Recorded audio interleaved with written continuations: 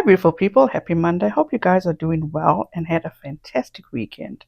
First of all, thank you so much to each and every one of you that have supported me and this channel by subscribing to my channel. I am so grateful and thankful for you guys for the 10,000 subs. I am so grateful. Gypsy Rose has not been on social media, but she is still lurking in the bushes and checking out what has been said about her. Yesterday, Rolling Stone came out with an article with Gypsy Rose, and I thought I would actually share it with you guys. Exclusive. Gypsy Rose Blanchard is ready to tell her story, then leave it all behind. She spent 7 years in prison for the murder of her abusive mother.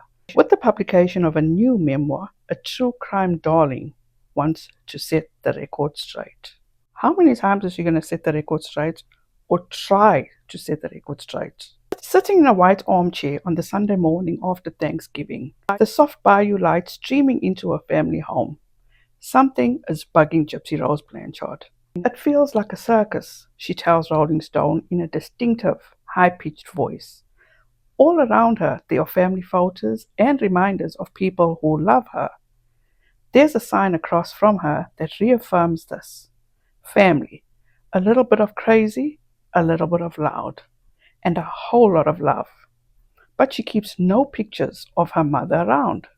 Blanchard, 33, spent more than 8 years incarcerated for the involvement in the 2015 murder of Claudine Dee Dee Blanchard. Since she was released last year, the tension has been constant. I'm not an animal in a cage, she says. Blanchard's private life is better now in the small bayou town where she lives, about an hour outside of New Orleans. She is staying at the home of her father Rod and stepmother Kristy, and is experiencing a lot of new things. Grocery shopping, paying bills, doing laundry. She just returned from Florida, where she spent the holiday with her boyfriend Ken Urquhart, and swam in the ocean for the first time. I got water in my mouth and was like, oh, it's salty. I didn't expect that, she says in an almost childlike tone. The couple, who first met through a PayPal program in 2017 and reconnected after a release, is expecting their first child, a daughter, in January. Blanchard hopes she can go to cosmetology school later on to become a hairdresser. But her life is anything but normal. In the near decade since her then boyfriend, Nicholas Godejohn, fatally stabbed Dee Dee at a Springfield, Missouri home, Blanchard's saga has become fodder for everything from long-form podcasts to prestige documentaries to a scripted Hulu series starring Patricia Arquette and Joey King, which she says she still hasn't watched. To be quite honest, I didn't know how big the story was until I got out of prison, she admits. While Godejohn was convicted of first-degree murder and sentenced to life without the possibility of parole, Blanchard was given 10 years in prison for second-degree murder and was released last year after serving about 7. She had spent an additional year in a half incarcerated waiting for trial. Since then, she's been torn between reclaiming her life story and coming to grips with the fact that some of her legions of followers might be paying attention for the wrong reasons. I don't want people to follow me because of the crime that I committed, Blanchard says. I don't want to have fans because they feel like what I did was right. Dressed in a slouchy yellow sweater, she hands me her phone. The left sleeve is pulled up to reveal a tattoo of a husky on her forearm, with Ken Urquhart having a matching one. The screen shows a photo, taken without Blanchard's consent, of her in the waiting room of the OBGYN's office with Urquhart, which was subsequently posted to a Reddit forum dedicated to dragging her. On Facebook, she shows me there's a photo someone snapped of Blanchard talking to a teller at the bank, along with the comments trolling her appearance, her relationship, and the crime itself. When she was released in December 2023, Blanchard believed that she could and would live a normal life. And then she says, I started to understand that is not reality. Instead, her reality is much more complicated. It's why, she says, she felt compelled to tell her story in full. On December 10th, Blanchard will release her memoir, My Time to Stand, which details her mother's suspected case of Munchausen syndrome by proxy, a mental illness in which a caretaker makes up fake symptoms or causes real ones to appear that a healthy child is sick, and the abuse Gypsy suffered as a result. Her mother, for instance, subjected her to endless medical procedures for diseases she didn't have. It covers the family's dysfunction and trauma she experienced as a child, from her grandfather's essay of both her and her mother to the lies her mother told to government agencies and charities to scam benefits, including a house from Habitat for Humanity. She talks about the men, including Goldie John, with whom she began relationships online, and the multiple attempts she made to escape from her mother's home, all while Dee Dee was godlike to her, a sole caretaker who was always hovering. Gypsy will never find true love, Blanchard claims her mother would tell her. Gypsy Rose will never find happiness. The memoir's release comes at a time of radical change for Blanchard. In the past year, she divorced her ex-husband, whom she married in 2022, became pregnant, and had to learn life skills, like balancing a budget that she was never taught growing up. While Blanchard's story has been across numerous platforms, she says the memoir is the first time she has full control of her narrative and the events leading up to and after the murder. After years of trying to move away from the crime, she is returning to the scene in her memory and in her own words. An author's note in the beginning of the book says that while some of Blanchard's memories have faded, the memoir is true to my memory, and these memories have shaped my perceptions, many of which are also shared here. But the book itself outlines the story of a young, poor girl growing up in Louisiana and Missouri, bound to a single mother who made Blanchard think that it was them against the world. To win, Dee Dee had to lie, cheat, and steal, with Blanchard as an accomplice to her mother's fraud and a victim of her abuse. She worked with two co-writers for it, Melissa Moore and Michelle Mastrosini, who began working with her when she was still in prison and uncertain of an early release. She lived a lot of life, a life of ups and downs, but more ups than downs, says her stepmother Kristy, who's been married to her father Rod for 25 years. She's doing all the things that her mom said she couldn't do. Falling in love, getting married, getting divorced, reuniting with the love of her life, having their child, and even cutting grass or taking out the garbage. Those are the things she couldn't do. Since her conviction, she appeared on The View, Dr. Phil, and The Kardashians, with both The Cut and Slate dubbing her America's sweetheart. In the process, she became a polarizing figure.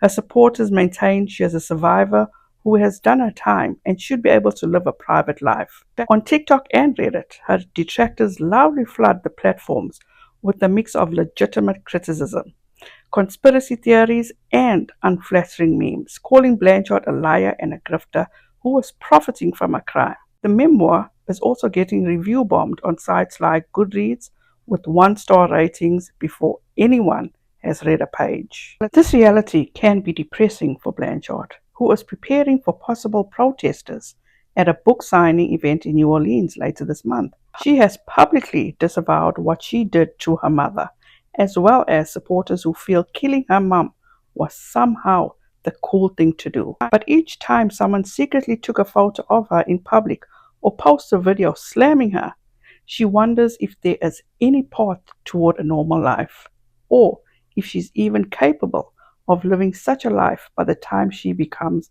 a mother of her own. When people come up to me and are like, "I don't blame you. I would have done the same thing," I'm disgusted, she says. It's not like I look back on my past and I'm proud of what I did. I'm very ashamed of it. So honestly, I get offended whenever someone says things to me like that because they are missing the whole point. Dee Dee's screams stay with Blanchard. So does the total silence that followed the murder. To this day, I have never seen the crime scene pictures, she tells Rolling Stone. I heard her scream, but the aftermath of what happened is unknown to me. When she was recording the audiobook for her memoir, Blanchard broke down, recalling her breaking point leading to the death. When Didi lied to doctors and pushed for an exploratory surgery on her larynx, which could have potentially silenced her voice, literally, forever, to Blanchard, it felt like her mother was lying to doctors as a way to cut her daughter's throat. I started to think, if nothing happens, how old will I be until this stops? Will I be in my 40s?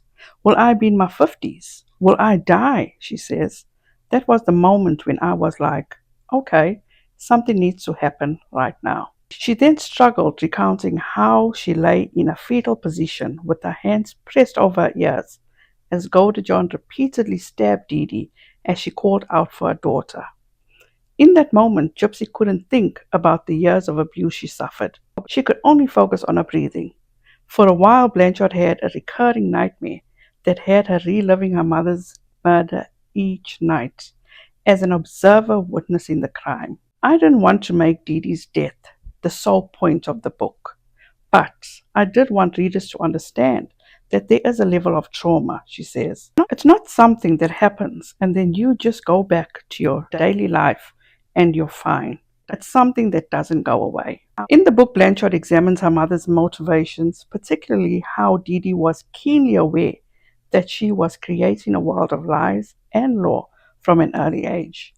I heard from her brothers and sisters that she was kind of the black sheep. She didn't just quite fit in, Blanchard says. There were certain aspects of her personality that were manipulative and controlling, but there wasn't enough awareness at the time in the 80s and 90s about mental health issues, so it just very much went undetected. I asked Blanchard, who admits in the book that she was taught to live a life of deception, the greatest lie that Didi told her. This is going to sound a little harsh, Blanchard says, but I think the greatest lie she ever told me was that she loved me. Mastrosini, one of the Memoir's co-writers, understood early on that Blanchard did not want to make the book a justification for murder as a response to lifelong physical, mental, and emotional abuse. This is a young woman who was really trying to make sense of why things happened the way they did, and how things are not black and white. Mastrosini tells Rolling Stone, "It's very hopeful. It's dark, but it's hopeful." Blanchard knows she's not alone in the morbid club of people who murdered family members, who they claim abused them. She hopes the Menendez brothers, who are serving life in prison without the possibility of parole for the 1989 murder of their parents, are granted their freedom. I feel they have paid their dues to society. 30 years is a long time, Blanchard says. I'm one of those people that feels that they did their time for the crime. Let them have their freedom. I'm in support of anyone that has been a victim of abuse like that, because it's not something anyone should ever go through. It's a little after 9 a.m.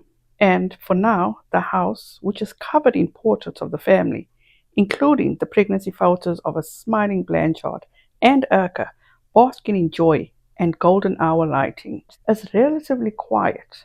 Later, the family will watch the Saints play the Rams and put up Christmas decorations. White stockings already hang above the fireplace. In the coming days, a TV crew will arrive to shoot the second season of a Lifetime reality show, Gypsy Rose, Life After Lockup.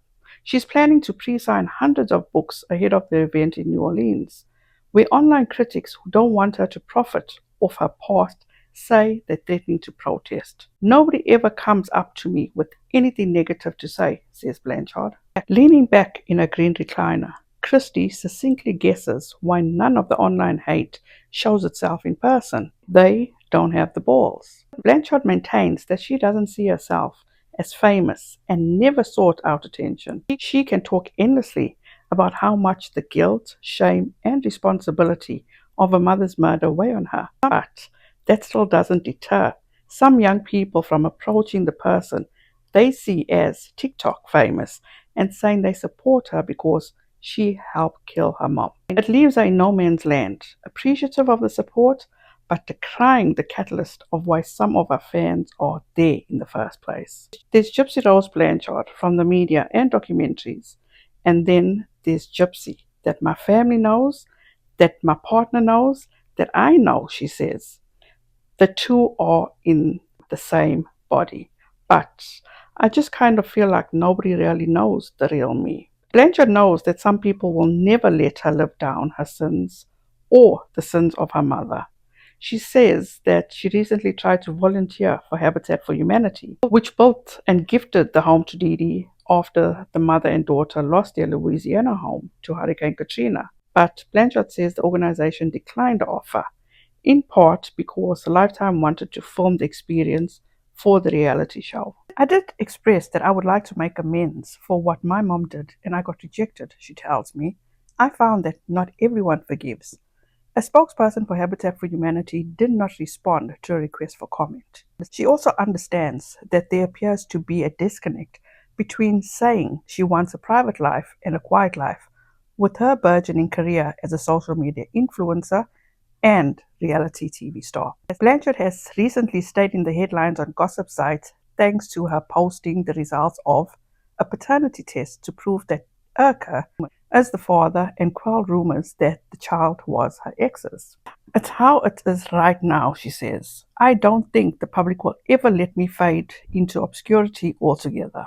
I think there will always be curiosity about what I'm doing in my life, and I have come to accept it. But after the show is finished filming what she says will be the last season, Blanchard wants to disconnect and plan her exit from the public eye. Thank God. That off-ramp includes backing away from the public social media accounts, which she says she only uses for promotion these days, as well as raising her daughter, whom she and Urka plan to name Aurora.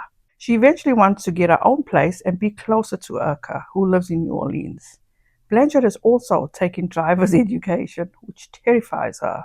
I'm very scared to drive because I'm like, what if I hit someone and it turns into a whole big thing and I go back to prison, she says. I need to be responsible enough as a mom to do that. As part of her consideration of motherhood, Blanchard must confront what she plans to tell her daughter about Dee Dee. Whether it's on TikTok, the book, or her nightmares, her mother's murder remains. When the time comes to talk to her daughter about who her grandmother was and what happened to her, Blanchard wants there to be no more lies. I feel the book is a nice seg into when Aurora is older, and a lot of people might give her shit or bully her over it, she says.